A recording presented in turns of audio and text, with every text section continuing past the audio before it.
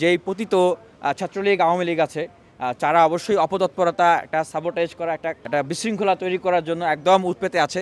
এটা আসলে অনেক বড় একটা বিজয়। এই ডাকসু নির্বাচন আদায় করার জন্যই আমাদেরকে অনেক ফাইট করতে হয়েছে।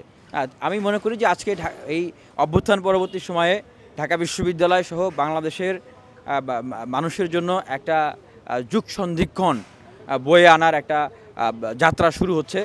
এবং যেই ঢাকা বিশ্ববিদ্যালয় থেকে আসলে এই অভ্যুত্থানের সূচনা, যেই ঢাকা বিশ্ববিদ্যালয় থেকে শিক্ষার্থীরা এই গণ অভ্যুত্থানের যাত্রা শুরু করেছিল, সেখান থেকেই আবার যদি ছাত্র সংসদ নির্বাচনের ভিতর দিয়ে নির্বাচনের শুভ সূচনা হয়, এটা তো বাংলাদেশের মানুষের কাছে নিঃসন্দেহে একটা ভালো লাগার একটা বিষয়। তবে আমি বলবো যে সংখ্যা কিন্তু এখনও কেটে যায় নাই। যেই পতিত ছাত্রলীগ আওয়ামী লীগ আছে তারা অবশ্যই অপতৎপরতা একটা সাবোটাইজ করা একটা বিশৃঙ্খলা তৈরি করার জন্য একদম উৎপেতে আছে। আমাদের প্যানেলের নাম হবে ডাকসু ফর চেঞ্জ। আমাদের যে মোটো হবে সেই মোটো হবে no more politics, no more violence, make the DUCSU for academic excellence. কারণ ব্যক্তিগতভাবেও আমি ফিল করি আমার কোনো রাজনীতি করার কোনো দিন আকাঙ্ক্ষা ছিল না, ইচ্ছা ছিল না। আমি কোনো রাজনৈতিক ছাত্র সংগঠনের সঙ্গে কখনো যুক্তও ছিলাম না।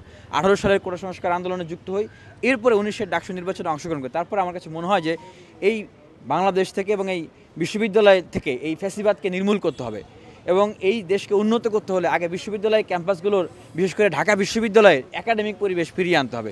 দেখেন 56 বছর হয়ে গেছে স্বাধীনতার পরে, এখনও এই বিশ্ববিদ্যালয়ে এই 5 আগস্টের আগে আমরা দেখেছি যে মানে রাজনৈতিক দলীয় মিটিং মিছিল করতে হয় ভেড়ার পালের মতো, নিজেদের শিক্ষা জীবনের মূল্যবান সময় সেখানে নষ্ট হয়। তাহলে এখানে একাডেমিক এক্সেলেন্সের জায়গাতে ডেভেলপ করতে হবে। এবং এই যে সংকট, খাবারের সমস্যা, আবাসনের সমস্যা, লাইব্রেরির সমস্যা, এগুলো নিয়ে কিন্তু কোনো জবাবদিহিতা নাই, কথা বলার কেউ নাই। কেন নাই? কারণ ছাত্র সংসদ নাই, কে কথা বলবে? এক ক্ষমতাসীন ছাত্র সংগঠন যারা থাকেন তারা ছাড়া কারো কোনো ভয়েস রেজ করার সুযোগ থাকে না। হ্যাঁ, আমরা চেষ্টা করেছিলাম 19 সালের ডাকসু এবং তারপরে ধারাবাহিকভাবে, যার ফল অবশ্যই এই অভ্যুত্থান। তো সেই জায়গা থেকে আমি আমার ব্যক্তিগত অনুভূতির জায়গা থেকে বলি যে যদি এটাকে 2টা পার্টে ভাগ করি, একটা পার্ট আমি সফল বা আমরা সফল, এবং আরেকটা পার্ট যে ফ্যাসিবাদের পতন হয়ে গেছে, ছাত্রলীগ আউট।